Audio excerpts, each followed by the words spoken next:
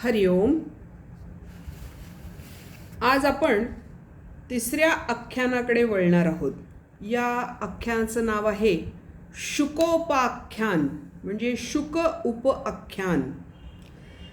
आपण काल पाहिलं होतं की रामाचा आणि वसिष्ठांचा संवाद सुरू होण्यापूर्वी रामाने त्यांना स्वतःची अवस्था सांगितली आणि तिथूनच हे पुढचं उपाख्यान याच मुमुक्षु व्यवहार प्रकरणामध्ये, म्हणजे दुसऱ्या प्रकरणामध्ये, योग वासिष्ठाचं दुसरं प्रकरण जे आहे मुमुक्षु व्यवहार प्रकरण, या प्रकरणामध्ये पहिल्या सर्गामध्ये सुरू होत आहे. म्हणजे शुक मुनींच्या संदर्भातलं हे आख्यान रामाला सांगितलं जात आहे. तर ते का सांगितलं जात आहे हे आपण आता या आख्यानामध्ये बघूया. मुमुक्षु व्यवहार प्रकरणाच्या या पहिल्या सर्गात हे जे शुकोपाख्यान आलंय ते कशासाठी आलंय, का आलंय, तर आपण मागच्या आख्यानात पाहिलं की सगळ्या सिद्ध पुरुषांनी रामाची स्तुती केली आहे. तू विरागी आहेस, तू विवेकी आहेस, तू धुरीण आहेस, तू सारसंप्राप्त आहेस, असं सगळं त्याला म्हटलंय. मग त्याला हे आख्यान सांगायची गरज काय पडली, तर एक नाथांचं भारूड आहे बघा. विंचू चावला विंचू चावला विंचू चावला हो, आणि त्याच्यात एक ओळ अशी आहे, किंचित राहिली फुण फुण शांत केली जनार्दने.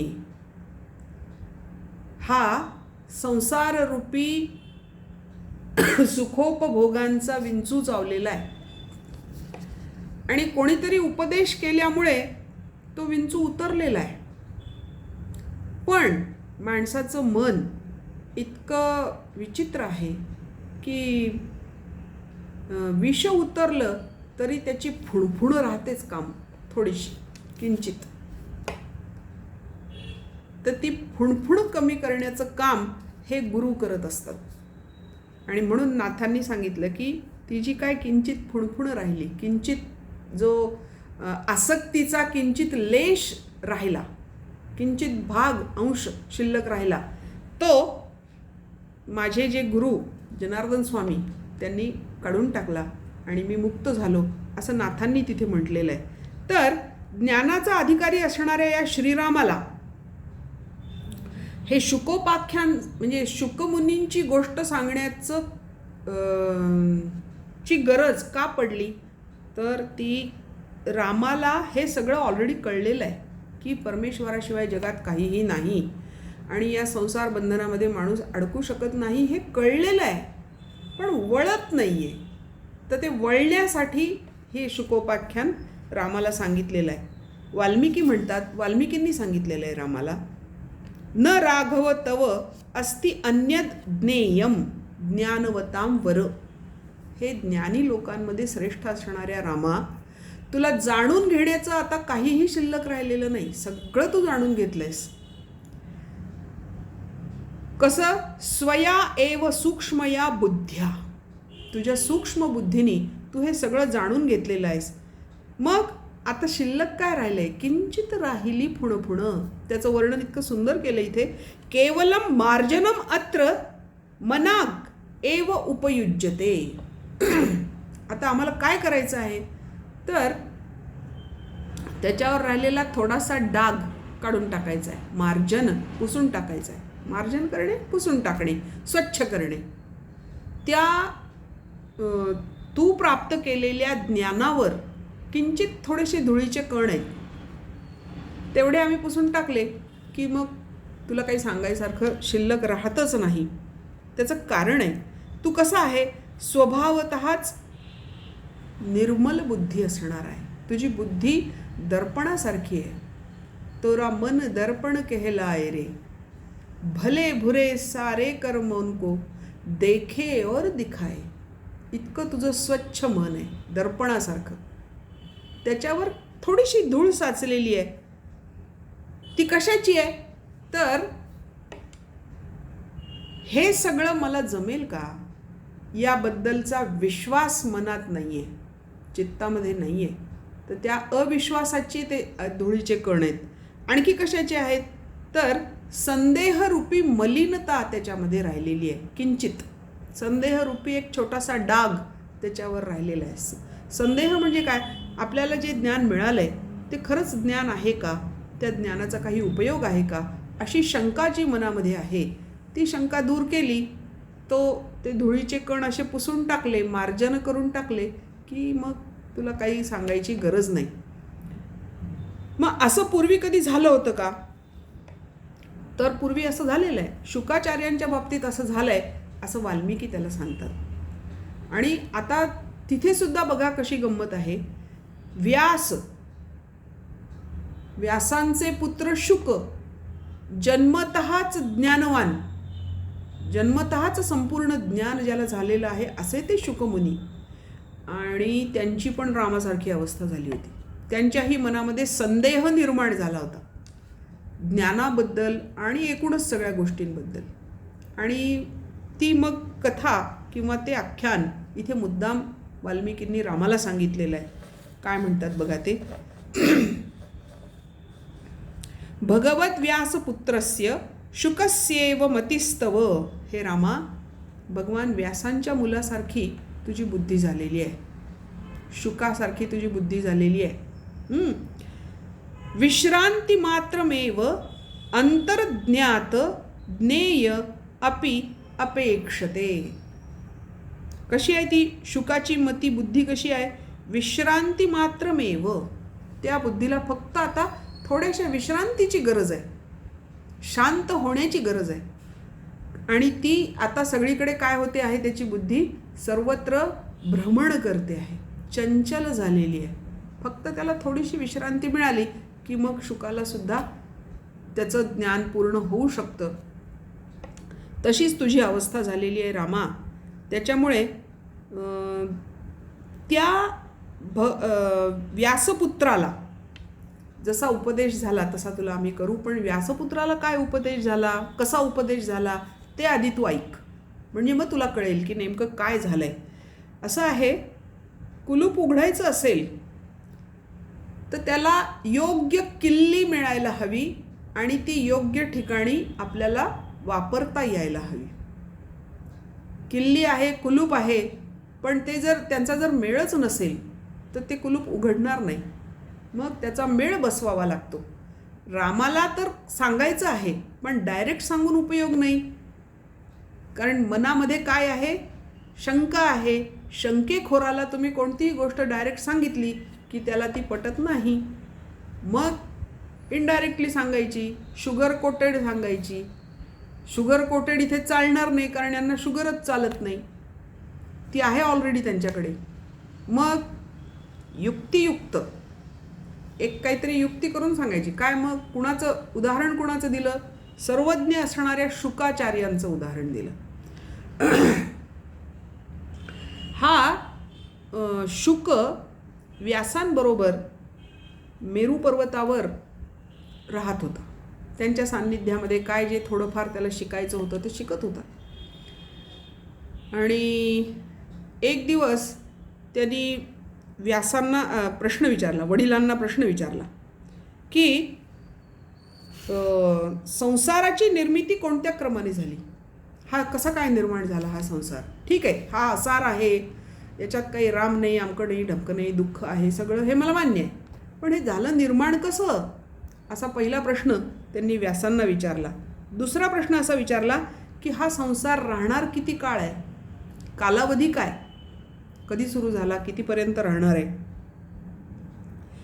हा संसार आहे कुणाचा?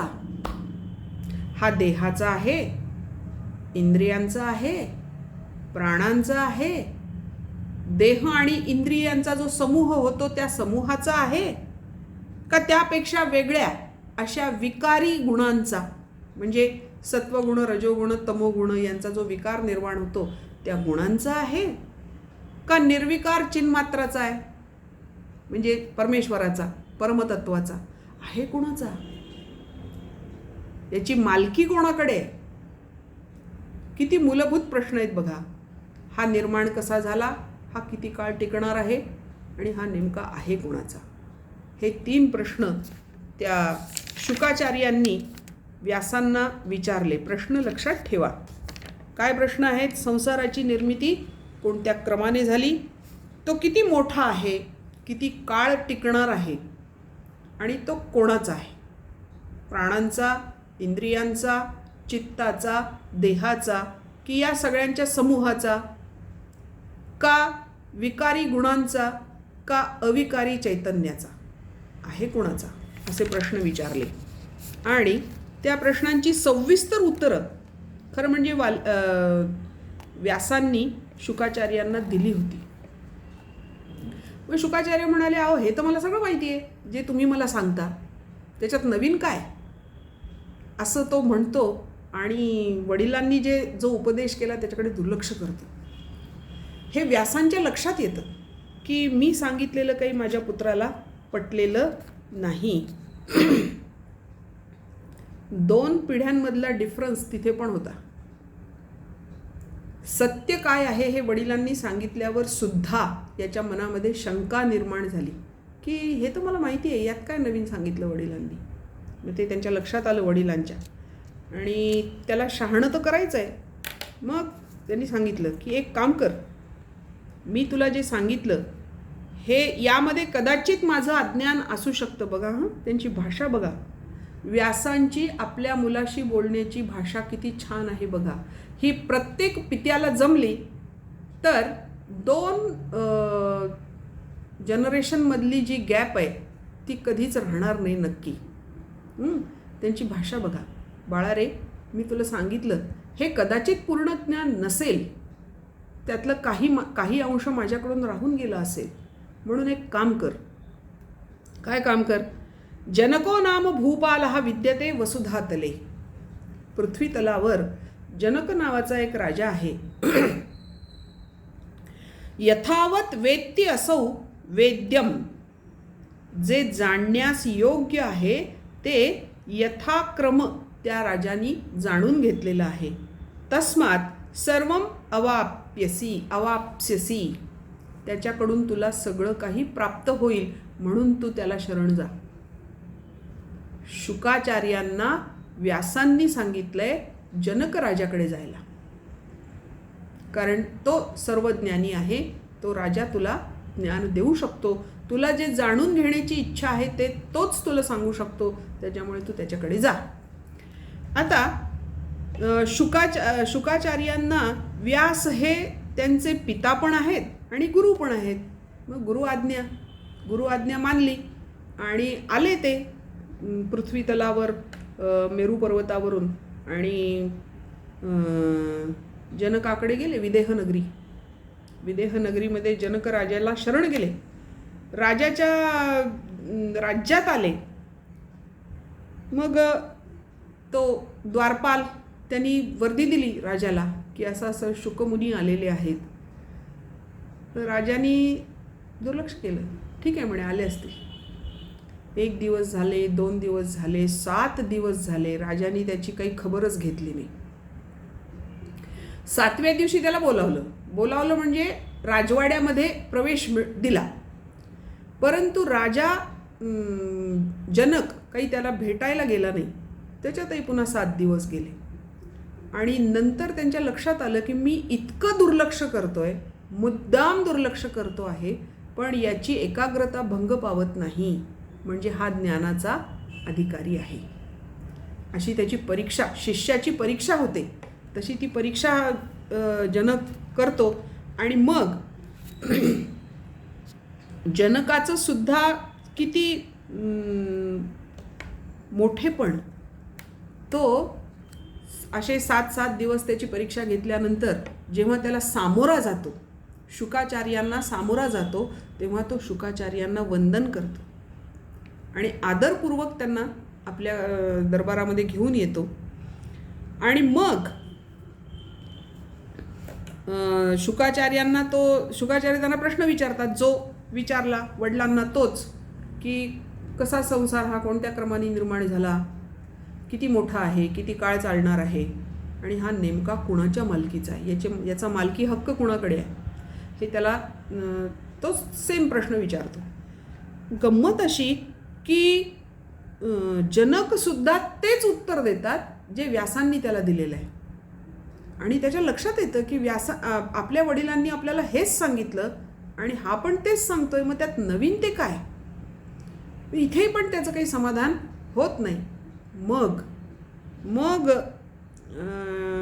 जनक राजा त्याची उकल करून त्याला सांगतात की हा संसार माणसाच्या चित्तामध्ये निर्माण होतो. संसाराची निर्मिती होण्याचं स्थान माणसाचं चित्त आहे. चित्त ज्या ज्या गोष्टीचं चिंतन करतं ती गोष्ट म्हणजे हे संसार आहे. नीट आपण याच्यावर सुद्धा थोडा विचार करणं गरजेचं आहे. मी ज्या गोष्टीचं चिंतन करतो ते माझ्यासाठी जग आहे, तेच माझ्यासाठी संसार आहे. म्हणून ते सांगतात की हा कुठे निर्माण होतो? चित्तामध्ये निर्माण होतो. पण हे चित्त जर निसंकल्प, निर्वेद, निस्फुरण झालं तर हा संसार नष्ट होतो. ज्या चित्तामध्ये तो निर्माण होतो तिथेच तो नष्ट होतो. मग आता याचा मालकी हक्क कुठे गेला? चित्ताकडे गेला. आणि हे चित्त देह आणि इंद्रियांना गुलाम बनवतं. म्हणून कशामुळे गुलाम बनवतं? तर ते संकल्प करतं,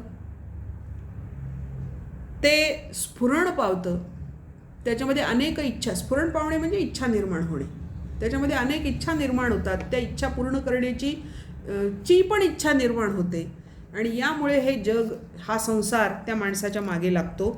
जर हे चित्त निसंकल्प झालं, म्हणजे या चित्तामध्ये संकल्प निर्माण झाला नाही, याचं आपल्याला भान शिल्लक राहिलं नाही, याचं स्फुरण नष्ट झालं तर हा संसार आपोआप नष्ट होतो. हे जनक राजा शुकाचार्यांना समजावून सांगतात. पुढे ते म्हणतात, चित्तनाशाने परमानंद प्राप्ती होते. चित्ताचा नाश झाला की माणसाला परमानंदाची प्राप्ती होते असं त्याला ते समजावून सांगतात. आणि या उत्तराने शुकाचार्यांचं मन स्थिर होतं, शांत होतं. त्यांच्या लक्षात येतं की हेच बरोबर आहे. आणि मग वीतशोक भय आयासः निरीह छिन्न संशयः जगाम शिखरम मेरोः समाध्यर्थम आनंदितम. नंतर शुकाचार्य तिथून कसे जातात? वीत शोक भय आयास. शोक, भय आणि संकल्प यात हे सोडून दिलेले, ज्यांच्या मनातून शोक निघून गेला, भय निघून गेलं आणि आयास म्हणजे इच्छापूर्तीचे प्रयत्न सगळे निघून गेलेले आहेत. निरीह, निरीच्छ झालेला. छिन्न संशय, ज्याचा संशय पूर्णपणे नष्ट झालेला आहे असा तो शांत होतो. आणि जगाम शिखरम मेरो हो, आणि मग तो मेरू शिखरावर, जिथे त्याचे वडील व्यास साधना करतायत, तिथे समाधी अर्थम, समाधी प्राप्त करण्याच्या दृष्टीने आनंदित होऊन त्या ठिकाणी तो प्रस्थान ठेवतो आणि निघून जातो. इथे हे आख्यान संपतं. हे आख्यान इथे येण्याचं तात्पर्य काय? तर सगळ्यात पहिलं रामाला त्याची काय स्थिती आहे हे दाखवणं, याच्यासाठी शुकाचं उदाहरण दिलं, दृष्टांत दिला. दुसरं, श्रद्धावान लभते ज्ञानम, हे पण रामाला सांगायचं आहे. म्हणजे ज्याच्याकडून आपल्याला ज्ञान मिळतं त्याच्यावर श्रद्धा ठेवली तर मग ते ज्ञान आपल्यापर्यंत पोहोचतं. पण आपल्या मनात ज्ञान देणाऱ्याबद्दलच शंका निर्माण झाली तर ते आपल्यापर्यंत पोहोचत नाही. जे व्यासांनी सांगितलं तेच जनकांनी सांगितलं, परंतु वडिलांवर श्रद्धा नव्हती, वडिलांच्या सांगण्यावर श्रद्धा नाही, त्याच्यामुळे ते ज्ञान त्यांच्यापर्यंत पोहोचलं नाही. इथे गुरु रूपामध्ये जनकावर श्रद्धा निर्माण झाल्यामुळे मग ते ज्ञान त्यांच्यापर्यंत पोहोचलं. हे सांगण्यासाठी अभ्यासाने ज्ञानाचं दृढीकरण केलं पाहिजे, हे पण सांगण्याचं तात्पर्य इथे आहे. म्हणजेच काय, तर जे ज्ञान आम्हाला मिळतं त्याचा पुन्हा पुन्हा अभ्यास केला पाहिजे, ते ज्ञान दृढ केलं पाहिजे. असं आहे, एकदा भाकरी थापली म्हणजे आयुष्यभर भाकरी थापता येते असं नाही. भाकरी थापण्याचं सुद्धा प्रॅक्टिस करावी लागते. ही मानवी जीवनातली सगळ्यात क्षुल्लक गोष्ट आहे.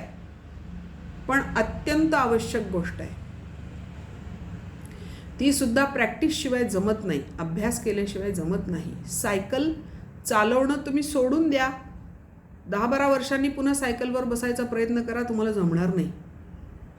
एका फटक्यात तर मुळीच जमणार नाही. कारण काय? अभ्यास. भाकरी जळाली का? ती फिरवली नाही. अभ्यास.